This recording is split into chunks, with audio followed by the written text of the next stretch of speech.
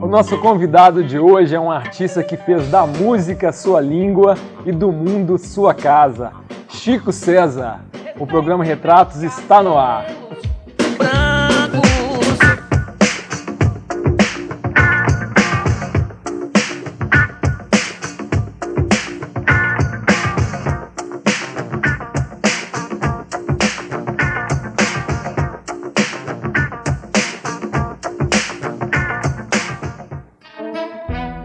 Quando se fala no cantor e compositor Chico César, muita gente se lembra logo do seu visual irreverente, do seu cabelo amarrado no alto da cabeça. Não é à toa que em seu mais recente trabalho ele faz referência a isso. Com 5 discos no currículo, fora as coletâneas, Chico também é lembrado e reverenciado por suas músicas doces e de poesia inventiva que conquistam logo na primeira audição. Hoje nós vamos conhecer um pouquinho mais do artista e do homem batizado Francisco César Gonçalves. Como vai, Chico? Tudo bem? E aí, Wagner? É um prazer enorme tê-lo aqui. Prazer meu, rapaz. Agora, uma coisa que eu descobri ao pesquisar umas coisas para a nossa conversa aqui é que você se chama Francisco César Gonçalves. Muito pouca gente deve saber disso, né? Pois é, eu me chamo Francisco por parte de mãe, que fez uma promessa para São Francisco, né, para quando eu nascesse e tal, e César por parte de irmão, porque meu irmão queria que o único irmão homem dele tivesse nome de rei, né, aí ficou sendo Francisco César, e Gonçalves aí herdei do meu pai mesmo, que é Francisco Gonçalves. Por muito tempo você foi chamado também Francisco César Filho. Francisco César Filho. Como é que é? Você foi registrado com um nome, depois teve outro? Primeiro era registrado como Francisco César Filho, porque eles, não sei, achavam que o fato do meu pai ser Francisco já era, mas depois, quando eu tinha uns 9 anos, aí concluíram que para eu ser filho, eu teria que me chamar Francisco Gonçalves Filho, que era o nome do meu pai. Aí meu próprio pai foi lá no cartório e corrigiram isso, eu fiquei sendo Francisco César Gonçalves. Curiosamente, quando eu fui morar em São Paulo, a partir de 85, né, lá tem um cineasta muito conhecido chamado Francisco César Filho.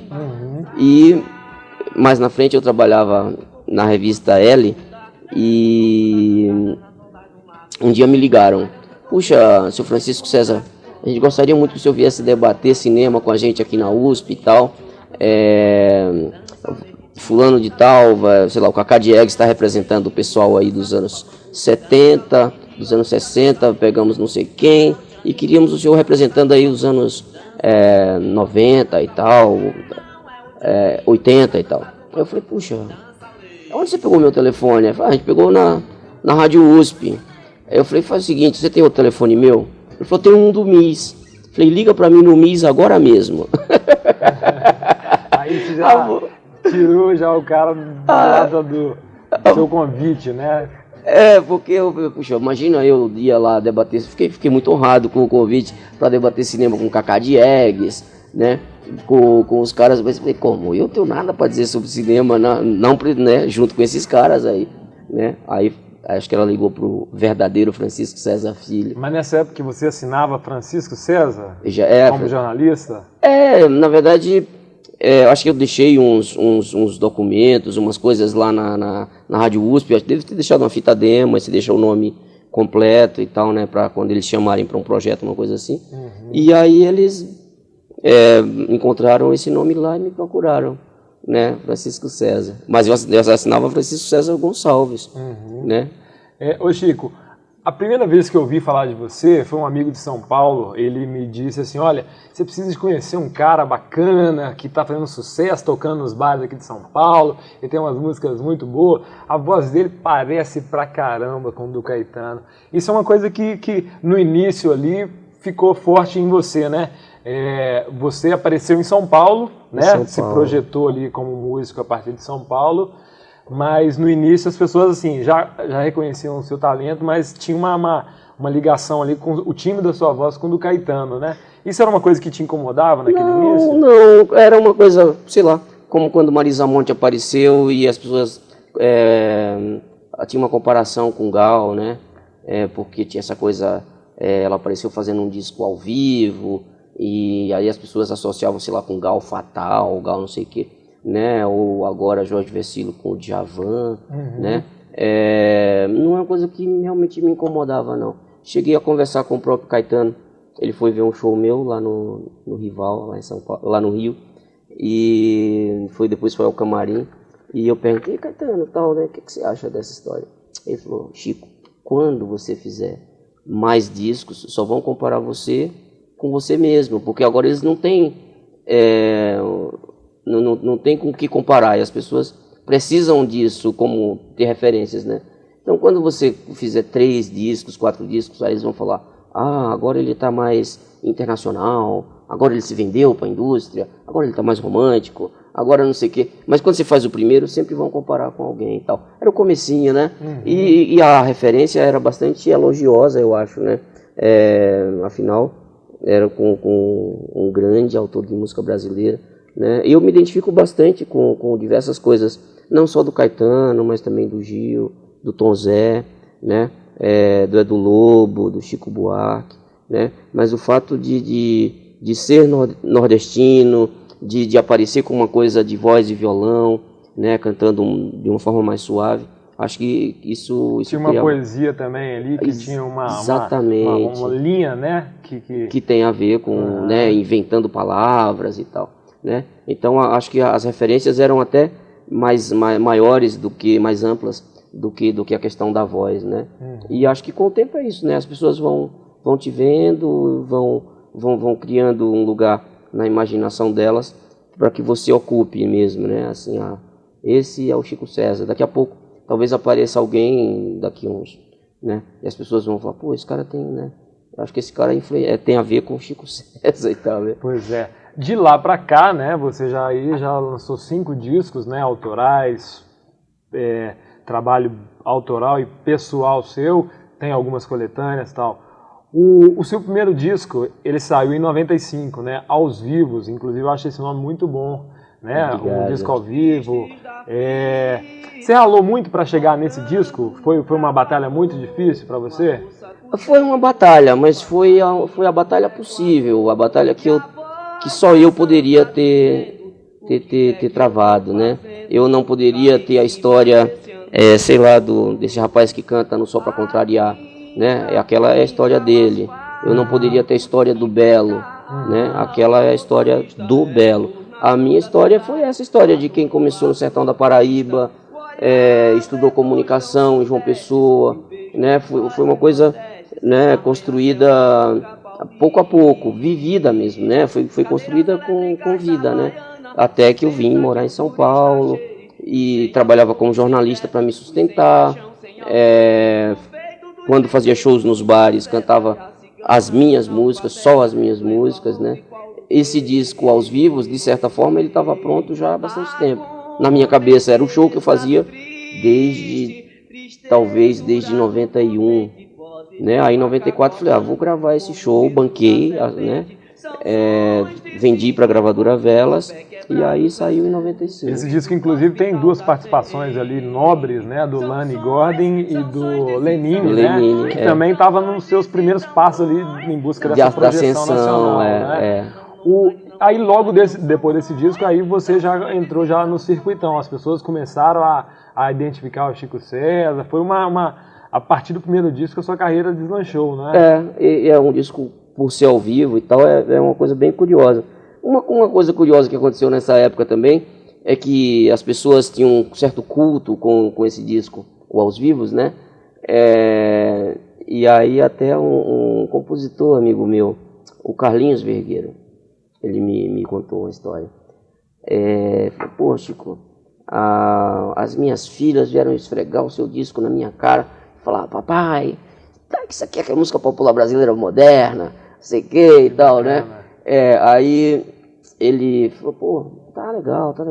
Aí ele falou que me viu no Faustão no domingo, né? Aí ele falou, pô, é legal esse cara mesmo e tal, né? Na segunda-feira a empregada entrou cantando Mama África em casa, né? Aí na terça ele falou, pô, meninas, esse Chico César é bacana mesmo. Ah, rapaz, é bacana, mas não é tão bacana assim. Quando deu uma democratizada, né? Havia um certo sentimento de posse, assim, uma coisa, né? Isso era uma coisa, realmente, as pessoas que entre aspas, te descobriram e diziam que descobriram um cara bacana, logo quando você começou a ficar popular, falaram, mas nem tanto, né?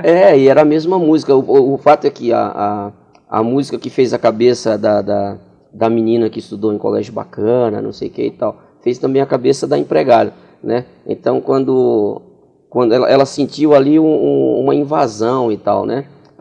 Era como se até o dia anterior aquela empregada fosse uma sem música que resolveu se apossar, né? Invadir a música dela, né? E foi curioso. Com o tempo, esse conflito se tranquilizou, né? Mas muita gente se sentiu traída, de certa forma, por isso, por essa popularização e tudo. Tá certo. Eu vou, daqui a pouco, querer que você conte um pouquinho da Mama África, que pra gente aí foi a primeira música sua que todo mundo sabe cantar, mas isso logo depois do intervalo, porque a gente está indo pro primeiro intervalo do programa Retratos de hoje, conversando com Chico César. Então não sai daí, porque daqui a pouquinho a gente volta. Quando passar por mim, grande amor, dá um sinal.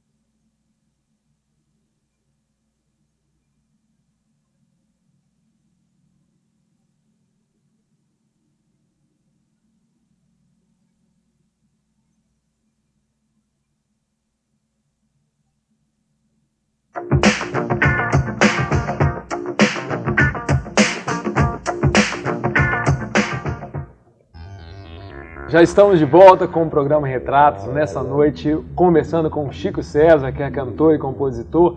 Eu queria ler para vocês aí que não sabem direito ou sabem pouco da vida do Chico César, alguns dos prêmios que ele ganhou já logo no início da sua carreira musical em discos aí, só para dar a dimensão da importância do moço aqui na minha frente. Ele ganhou o prêmio Revelação Sharp em 95, mais melhor compositor da Associação Paulista de Críticos de Arte de 96, melhor videoclipe de MPB também em 96 no Video Music Brasil da MTV com a música Mama África, melhor música de 97 no Troféu Imprensa do SBT com a música À Primeira Vista. Bastante premiado, né, Chico? Pois é, isso quando você está começando é muito bacana porque você percebe que as pessoas prestaram atenção em você, né? Quer dizer, antes desses prêmios, tem um prêmio para mim, foi muito importante, foi no Festival de Avaré, eu fiquei em terceiro lugar com a música Beiradeiro e ganhei um prêmio de melhor letra. E letristas que estavam concorrendo comigo, Aldir Blanc, Capinã, então, pô, meus ídolos, né? Uhum. Assim, só o fato de estar no mesmo festival que eles, isso já era... Né? Então esses prêmios eles dão um estímulo, né? Você vê que esses prêmios eles normalmente são dados para artistas que estão chegando mesmo, né? Às vezes é um reconhecimento dos colegas, da imprensa, né? Isso acaba sendo importante mesmo. Pois é, falando em poesia, eu sei da sua relação, eu quero que você me conte um pouquinho da sua relação com poesia, mas a gente falava no bloco passado sobre a Mama África, que é uma música engajada e engraçada, séria, mas ao mesmo tempo leve, né? E que todo mundo sabe cantar. Eu acho que foi provavelmente a música que mais fez sucesso aí logo no início da sua carreira. Conta um pouquinho, como é que surgiu a inspiração para fazer a Mama África, que tem uma poesia bem interessante também, né? Eu ia buscar uma irmã que ia chegar no aeroporto de Congonhas, lá em São Paulo, e eu morava no começo da João Dias, assim, é um pouco longe. né? E aí, mas era muito cedo para ir de táxi ou de ônibus. Aí, e também se eu voltasse a dormir, eu podia perder a hora. Aí eu falei, então eu vou a pé. Aí fui a pé, fui caminhando passei ali perto do Largo 13 e tal, né, e Washington Luiz, não sei o quê. E talvez por ter passado numa área comercial, assim, aí começou a me ocorrer esse refrão, né, de Mama África, a minha mãe, né, e o negócio das Casas Bahia e tal. E eu sei que quando eu cheguei no aeroporto, resplandecente, né, esperei mais um pouquinho, minha irmã chegou e ela me achou muito estranho, porque ela ficava falando, a mãe mandou lembrança, pai tá não sei com o quê. Você já tinha muito tempo que nem via ela. E ela vinha me visitar, né? E ela ficava falando comigo, e eu, legal e tal, mas não, né? Porque eu tava com a música na cabeça e não queria esquecer, né? Sei. Aí voltei pra casa e tal, quase sem falar no táxi, só meio, legal. Né? Aí quando cheguei em casa, eu peguei o violão, né? Porque a música estava pronta já. Sei. Aí eu peguei o violão e gravei num gravadorzinho, né? Que eu tinha aqui sobrado do meu tempo de jornalista, onde eu fiquei compondo durante muito tempo. E aí gravei a música. Aí depois, e aí, conta tudo. Eu falei, mas já falei disso. Então eu não estava nem prestando atenção, né? E aí com essa música eu fiquei pensando, né? Essa coisa da mulher, né? Da dupla jornada, né? Não importa se ela se ela trabalha mesmo numa loja, ou se ela é professora, ou se ela é diretora de televisão. Ainda hoje as mulheres têm dupla jornada de trabalho, né? Elas chegam em casa e têm que cuidar da casa, do filho, do marido e não sei o quê, independente do trabalho que ela já tem. Sem contar que muitas delas, tem até uma pesquisa recente que diz que 20 milhões de lares brasileiros são sustentados por elas, né? Exatamente. É uma responsa grande, né? É quase uma homenagem, então, às mulheres. É uma homenagem. E aí eu queria brincar com essa coisa da África, né? Que a África nos deu tanto para o mundo, né? E ela é explorada de diversas formas, né? Vilipendiada. Vamos ver um pedacinho do clipe que foi gravado, inclusive, lá na sua cidade, né? Em Catolé do Rocha. Quem são aquelas? É o seu pai e sua mãe? Meu pai, minha mãe, minhas sobrinhas, minha família. Os músicos da banda. As minhas irmãs confeccionaram as roupinhas dos anjinhos aí, dos meus sobrinhos, né? É um encontro de duas tribos, né? A tribo do pai, né? E a tribo do filho. A tribo do filho visitando a tribo do pai aí, né? Você deve ter parado o Catolé do Rocha na gravação desse clipe, uma parte da cidade. Aquela casa de onde eu saí foi uma casa que eu comprei para meu pai e minha mãe quando eu ainda era jornalista. Aí depois que eu virei artista, assim, aí eu comprei uma outra casa para eles. E me conta uma coisa, sua história com a música começou lá, né? Aos 8 anos você foi trabalhar numa loja de discos. Eu fui trabalhar numa loja chamada Lunique. O Zagallo viu essa cena aí levantando a bola, né? Aí, na época que ele tava lá com os dois, o Ronaldo e o outro, aí ele falou, poxa, acho que eu vou chamar o Chico César também. A gente no programa de televisão, eu falei, acabe sua carreira com dignidade, não faça isso. E a loja chamava-se Lunique, em homenagem à primeira nave que sobrevoou ali a órbita lunar, uma nave soviética, né? E você pequenininho, já aos 8 anos já atendia lá? Eu dos 8 aos 15 eu trabalhei nessa loja. Ouvi muita música, carregava os LPs para vender no Banco do Brasil, Banco do Estado, Banco do Nordeste, pessoal do Fisco. Era uma... Olha, já tá na rua de calçamento aí, né? Tá. Ô Chico, quantos mil habitantes que tem lá em Catolé? 25 mil. E as pessoas, logo que começaram a ver você na televisão, começaram aquele rapaz lá é daqui, como é que foi essa história aí? Olha, assim, no começo eu aparecia em programas assim mais alternativos, né, TV Cultura, que não chegava lá, direito e tal. E quando vê essa coisa dos programas de domingo, né, de fazer, né, para eles foi um choque, assim, foi uma... Antes eu já havia lançado o Aos Vivos lá, né, tinha ido lançar de voz e violão, levei a Simone Soul de percussão e nós fizemos no teatro um teatrinho da escola onde eu estudava.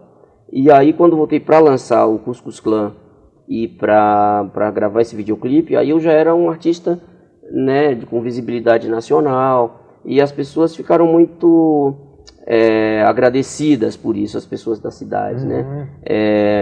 Mocinhas pulando o muro da casa da minha mãe. Você provavelmente é a pessoa mais famosa de lá. Não sei se tem outra pessoa assim. Assim, a família do Ariano Suassuna é de lá, né? Ah, é? Mas ele não nasceu lá, não. Mas tem diversas pessoas, assim. E lá fica quantos quilômetros de João Pessoa? Em torno de 500 quilômetros, 530, eu acho. Mas já nessa época de você pequena, a cidade já tinha uma independência cultural, já tinha loja, já tinha uma... Eu sei que você foi educado em colégio de freiras também, né?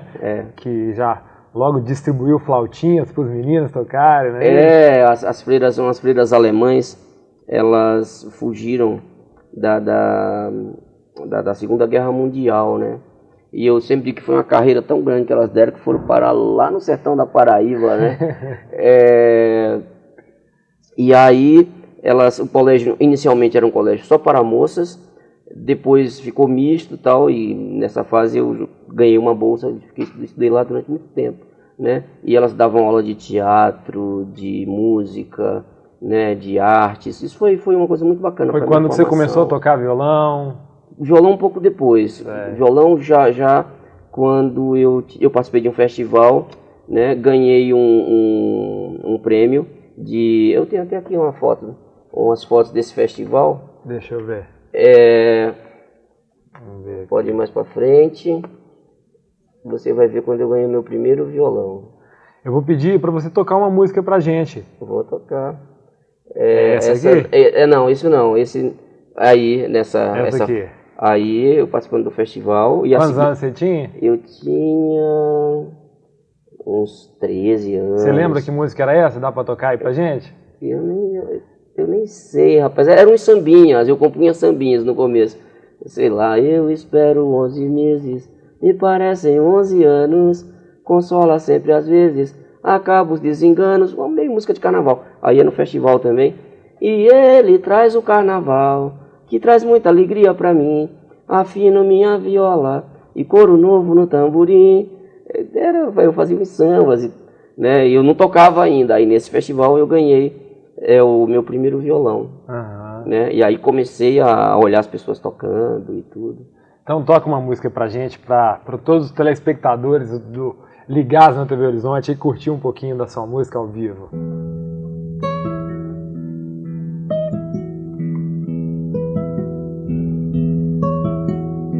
Se você olha pra mim, se me dá atenção, eu me derreto suave, neve no vulcão.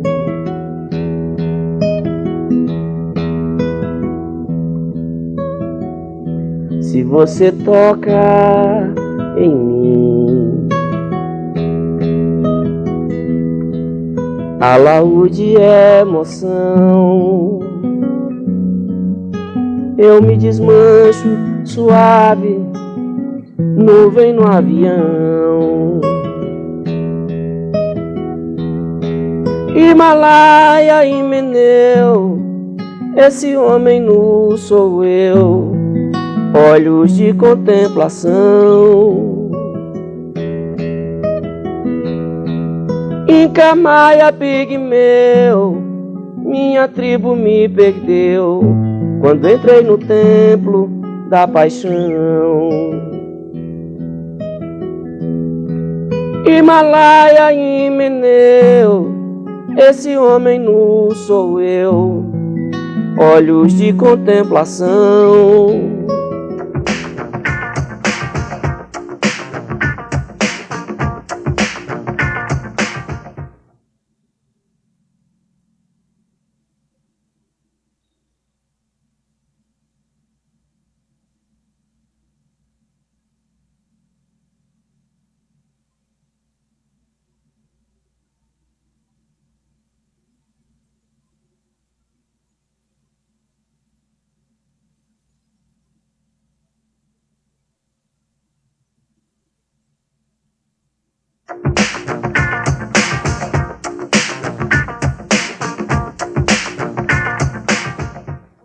coragem liguei. Já estamos de volta com o programa Retratos. A gente estava ouvindo aí nesse bloco o Chico tocar uma música maravilhosa dele, é Templo, né? Templo, parceria com Tata Fernandes e Milton de Biasi.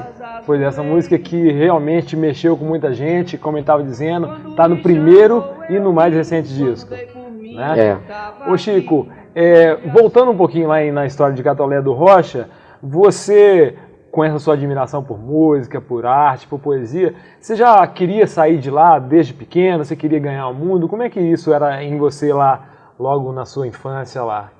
Olha, na infância eu não sonhava assim em ganhar o mundo, não, assim, nunca, né? Agora, a partir da adolescência, isso foi se tornando um desejo mesmo, né? Uma inquietação, né? Meus heróis, eles migraram, né? Andaram pelo mundo, Che Guevara, né? Essa coisa de conhecer outros lugares, né?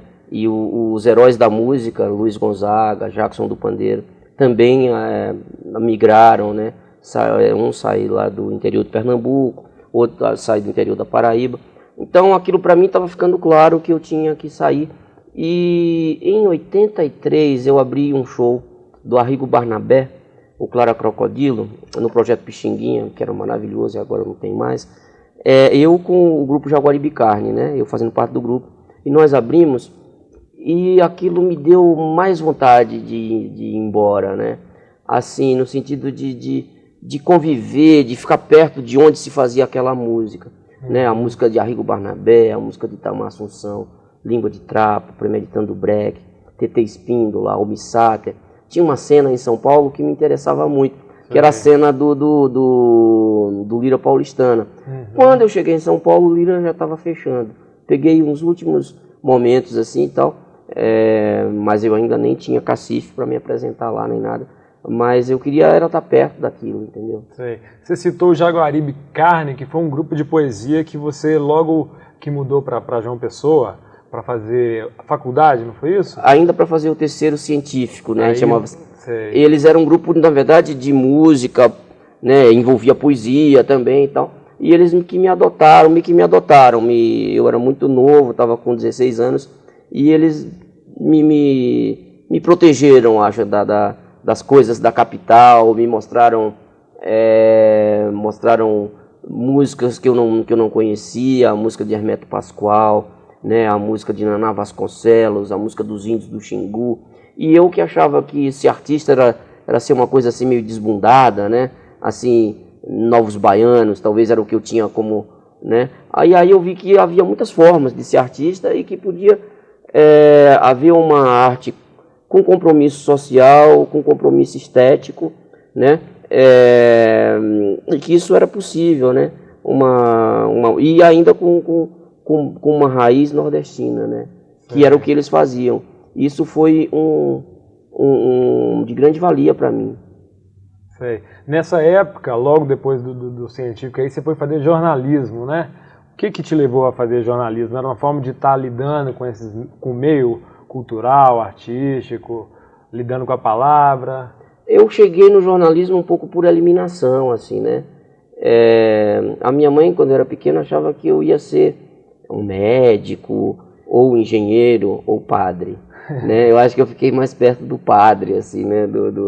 Eu não podia ser engenheiro, sempre fui mal em matemática, né? Nem podia ser médico, porque eu sempre tive um pouco pavor de sangue, essas coisas, né?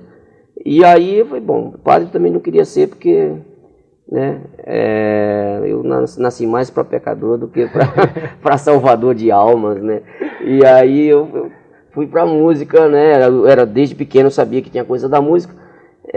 Mas eu tinha dois colegas que faziam jornalismo, dois colegas da minha cidade, amigos, mas um pouco mais velhos que eu, Carlos César e Pedro Nunes, e eles, eu perguntava para eles, quando eles voltavam de férias, né, eu menino do interior, como é que é esse negócio de jornalismo, né?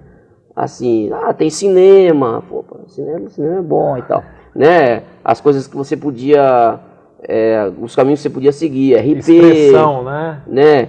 E aí eu falei, eu acho que eu vou fazer esse tal de jornalismo, assim, né? Porque era uma coisa que eu Eu sabia que eu podia escrever, as pessoas elogiavam meu texto desde pequeno, e eu queria alguma coisa que me ajudasse a sobreviver enquanto a música não ia dar camisa, né? Uhum. E aí você trabalhou um pouquinho como jornalista em João Pessoa e depois foi trabalhar como jornalista em São Paulo. Comecei trabalhando no órgão dos Diários Associados, lá em João Pessoa, o Jornal Norte. Meu primeiro trabalho foi, no dia que eu fui pedir emprego, eu já era um cara conhecido como artista e tal, né?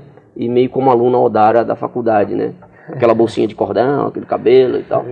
E aí o cara falou, não, imagina, você não quer emprego? Eu falei, quero, eu preciso do emprego. Você é um artista e tal. Eu falei, não, mas e daí? Eu preciso pagar aluguel. E aí ele falou, bom, então pega um bloquinho, uma caneta e vá entrevistar Nara Leão, que está no Hotel Tropicana e tal, né? E ainda bem que era uma entrevista coletiva, imagina, né? Nara Leão, uma deusa, né, da música brasileira, uma diva, um ser superior. E aí lá vou eu com o meu bloquinho, eu fiquei mais calado do que fiz perguntas, né? Para não passar muita vergonha, né? Mas foi muito bacana, foi muito doce com todo mundo e tal, né? E a gente poder... Isso foi outro projeto Pixinguinha. Então, assim, ver como era importante esse projeto, né? O Arrigo, a Nara Leão, quando que eu, um menino do interior da Paraíba, ia poder ver Nara Leão cantar se não fosse por um projeto assim, né? Uhum. E ela linda, educadíssima e tudo. Então isso foi estimulante, né? Aí comecei por lá como repórter, daqui a pouco, e os caras gostavam do meu texto, e por causa disso, em vez deles, né, de ser premiado por isso, eu ficava, meus colegas outros iam embora, eu ficava com eles titulando a primeira página, fazendo as chamadinhas da primeira página para dentro dos cadernos e tal. Mas era uma forma deles irem me ensinando, né? Falava, Chico, você não vai não, você vai ficar aqui com a gente. Aí eu ficava lá, né? Aí saía mais tarde, 8h30, 9 da noite, todo mundo às 6 horas, vamos embora. E eu ficava lá até mais tarde. E aí em São Paulo eu acabei indo trabalhar bastante com revisão de textos, preparação, né? Porque eu não queria o jornalismo mesmo como carreira, né? Sei. Eu queria uma coisa que pagasse meu aluguel e que não tomasse muito, ou não ocupasse muito a minha cabeça, assim, para que a música pudesse, né, ter seu lugar. Aí lá em São Paulo tem uma história curiosa, queria que você confirmasse para mim. Você foi morar com o Zé Cabaleiro quando você chegou lá? É meio o contrário, ele veio morar comigo. Ah, é? Não, é o contrário porque ele chegou depois, na verdade, né? Eu cheguei em 85, o Zeca chegou em 90, né? Eu já estava lá um bom tempo, assim, e tal. Ele chegou de 90 para 91. Um amigo chamado Celso Borges, poeta maranhense,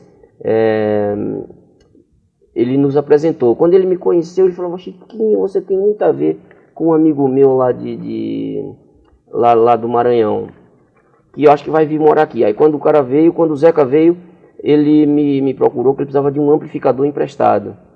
E aí nós nos encontramos no prédio da Gazeta, fomos lá na minha casa, essa do tempo que eu compus Mama África, e eu emprestei o tal do amplificador, ele me mostrou umas canções, me mostrou a Flor da Pele, né? E eu fiquei encantado, mostrou diversas canções da lista, né? Sentou e ficou tocando, porque eu senti que chegou ali alguém com quem eu podia conversar, trocar, entendeu? Por exemplo, André Bujanra é legal, mas ele tem mais a ver com Marisa Hort e com Maurício Pereira. Itamar Assunção é bacana, mas é outra geração e tem mais a ver com Arrigo Barnabé, com outro ambiente. E quando o Zeca chegou, eu falei, a minha solidão estética vai acabar. Acabou. E aí ficamos muito amigos e tal, né? Depois eu fui morar mais perto da cidade, né? Saí de Santo Amaro. E aí dividimos apartamento durante uns 2 anos e meio, 3 anos. Né? E nessa época compusemos muitas músicas juntos. Dá pra tocar uma aí? Uma parceria? Por exemplo, quando fui na Ilha Maravilha, fui tratado como um pachá, me deram arroz de cuxa, água gelada da brilha, cozido de jurará, alavanto na quadrilha. É pedra, é pedra, é pedra, pedra de responsa. Mamãe, eu volto pra ilha, nem que seja montado na onça. Levar no bumbá pra dançar, eu dancei. Me deram catuaba pra provar, aprovei. Me deram um cigarrinho pra fumar, menino como eu gostei. Levar no bumbá pra dançar, eu dancei. Me deram catuaba pra provar, aprovei. me deram um cigarrinho pra fumar. Menino, como eu gostei. É pedra, é pedra, é pedra, pedra de responsa. Mamãe, eu volto pra ilha, nem que seja montado na onça.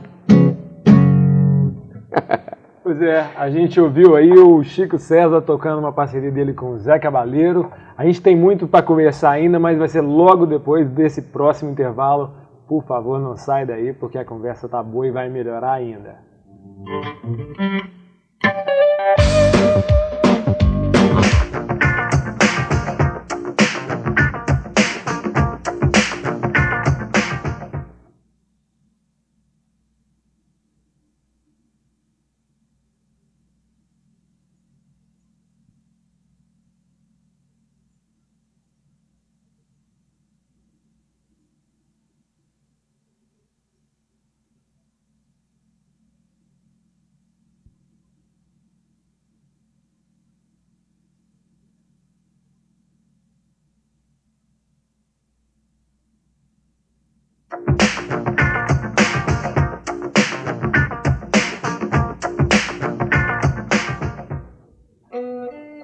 Já estamos de volta. Agora eu queria conversar com o Chico falando do novo trabalho, o mais recente trabalho dele, que é o disco Respeitem Meus Cabelos Brancos. Um disco, inclusive, que teve uma andança pelo mundo muito interessante. Ele começou a ser produzido em Londres, depois teve participação lá de músicos ingleses, depois foi para Pernambuco, onde encontrou Naná Vasconcelos, Bahia, Carlinhos Brown, gravou-se participações de 2 grupos da Paraíba, né? O Metalúrgica Filipéia e o Quinteto Brasil, lá em João Pessoa. E foi finalizado em São Paulo. Quer dizer, o mundo tá pequeno para você, né? Rapaz, o mundo tá de bom tamanho. Tá ficando de bom tamanho. Porque, assim, antes eu compunha as canções na sala ou no quarto, né? Agora eu componho na estrada, né? E aí com isso vou fazendo parceiros pelo caminho, né? Vou conhecendo pessoas com as quais me identifico, né? E aí esse disco, né, é um pouco fruto disso, né? Tem canções compostas, sei lá, nos Estados Unidos, né? Que eu estava em turnê, aí compus Céu Negro, Sem Ganzar Não É Coco, né? E essa coisa de gravar onde você tá, né? A única viagem que eu fiz só para gravar com alguém foi sair de São Paulo para ir para o Rio gravar com Chico Buarque. Né? Inclusive vocês gravaram a música Antinome, que é a segunda desse disco, né? Todo mundo tá elogiando bastante. Às vezes eu vi comentários falando, não sei. Às vezes a gente fica em dúvida se é do Chico Buarque, do Chico César, tanto que houve a empatia entre vocês, né? Eu acho a canção, assim, quando compus, eu achei muita cara dele e tal, né? E aí eu fiquei pensando, puxa, eu podia chamar o Chico para cantar comigo. Né? Tive dúvida se devia, né, se não era ousado demais e tal. Depois soube que até Babi convidou para cantar no disco dela. Então fiz bem em chamar, né? Essa história aí começou como deveria no futebol, né? Vocês foram jogar uma partida, seu time perdeu. Meu time perdeu. 2 vezes? 2 vezes. Primeiro perdeu feio, rapaz. Aqueles velhinhos ali jogam, né? Quer dizer, eles jogam 3 vezes por semana. Param tudo que eles estão fazendo para jogar. Gravação não marca na hora do jogo, né? A gente jovem, preparado, a gente está com vigor para fazer música, quer né, devorar o mundo. Eles já devoraram, né? Aí agora quer jogar bola. Aí Carlinhos Vergueiro, Chico Buarque, os caras, né? Aí fomos jogar e tal, E lá tem uma placa, assim, que é proibido falar sobre música, né? Aí ele chegou pra mim e falou, gosto muito daquela música sua, que fala dos olhos da fita no gravador, da cigana analfabeta ali na mão de Paulo Freire e tal, beiradeiro, né? Eu, obrigado e tal. E o papo morreu aí, eu não quis, né? Tava tímido. Eu sou tímido, com o Chico eu sou. Aí depois, aí meu time perdeu. Aí depois voltei e meu time perdeu de novo. E aí ele fez umas referências elogiosas pela imprensa, isso me encorajou. E quando liguei pra ele, ele falou, e aí Xará, o que é que você quer? Diga aí. Aí eu falei, queria que você cantasse comigo no meu disco, uma música aí. Eu já tô. Que bacana. Queria mostrar para as pessoas aí conhecerem a discografia do Chico. Esse foi o primeiro, lançado em 95. Pretendo, inclusive, roubar o seu, porque eu não tenho esse Ah, disco. não vai conseguir mesmo. Eu não tenho, cara. Eu encontro. Depois veio o Cuscuz Clan. Esse eu tenho. Que era o nome da banda também, né? Era o nome da banda. Tá, deixa eu mostrar. Já deu pra ver? Vou mostrar de novo aos vivos aí, que não deu pra ver, não. O aos vivos foi o primeiro. Depois veio o Beleza Mano. Beleza, mano. Terceirão. Bem legal também. E antes do Respeitem Meus Cabelos Brancos, veio esse. Mamamundi. Mamamundi. Mamamundi, é. Ô Chico, você também já gravou com muita gente, né, cara? Você tem uma série de parceiros em gravações. Aí a gente falou do Lenine, do Chico, tem o Thaís do DJ1, Família Alcântara, que é aqui de Minas, Paulo Moura, Titani, alguns estrangeiros como Loucura Cans do Zaire, né? O Smoke City agora, a Filipeia.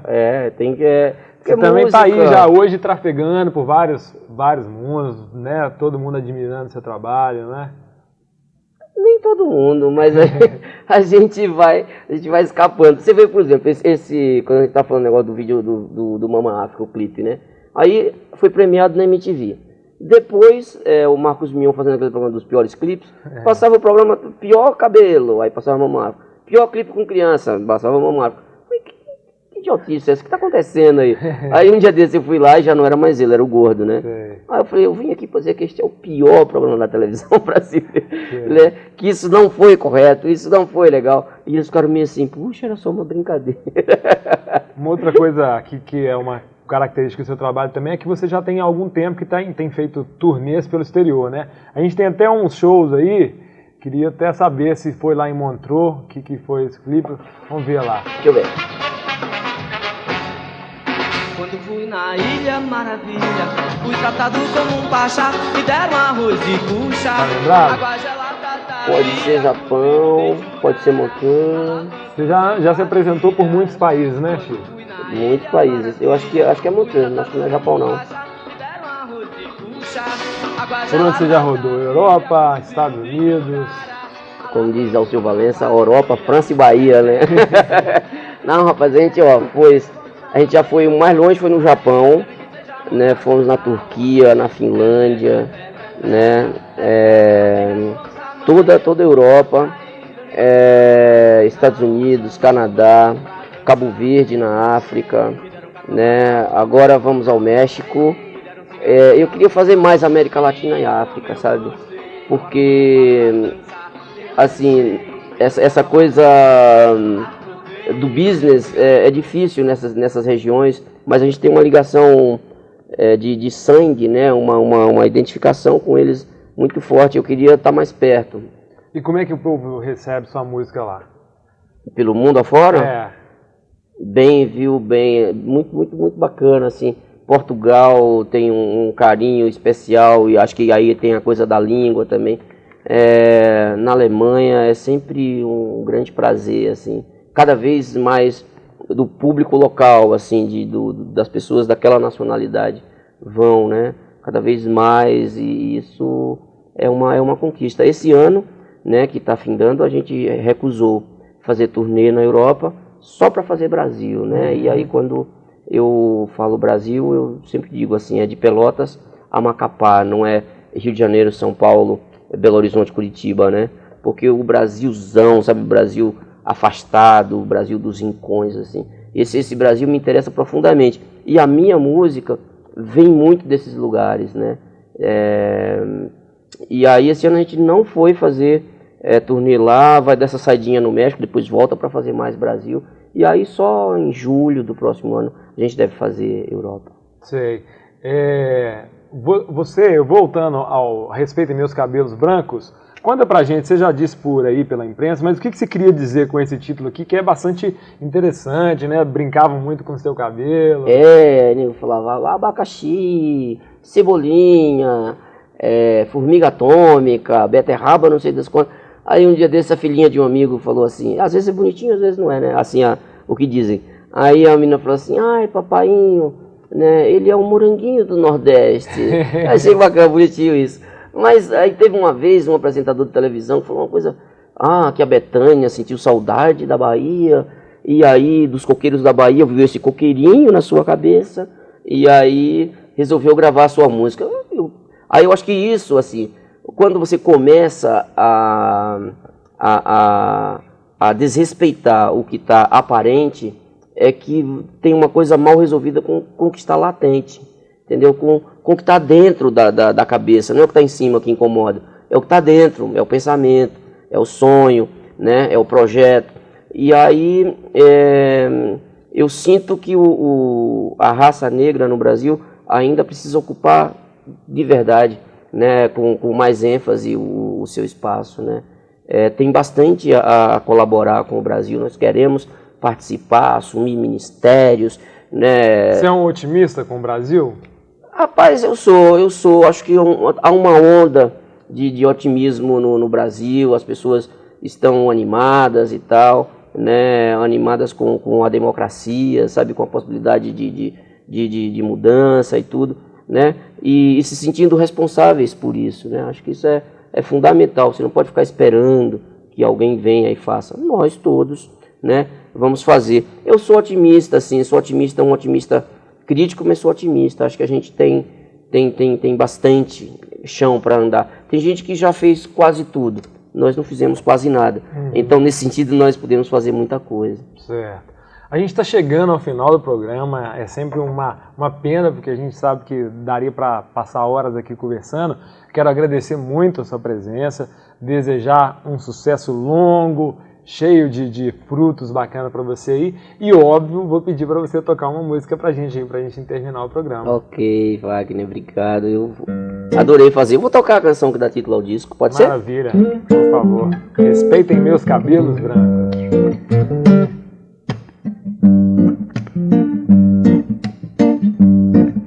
Respeitem meus cabelos brancos. Chegou a hora de falar. Vamos ser francos, pois quando o preto fala, o branco cala ou deixa a sala com viludo nos tamancos. Cabelo veio da África, junto com meus santos. Cabelo veio da África, junto com meus santos.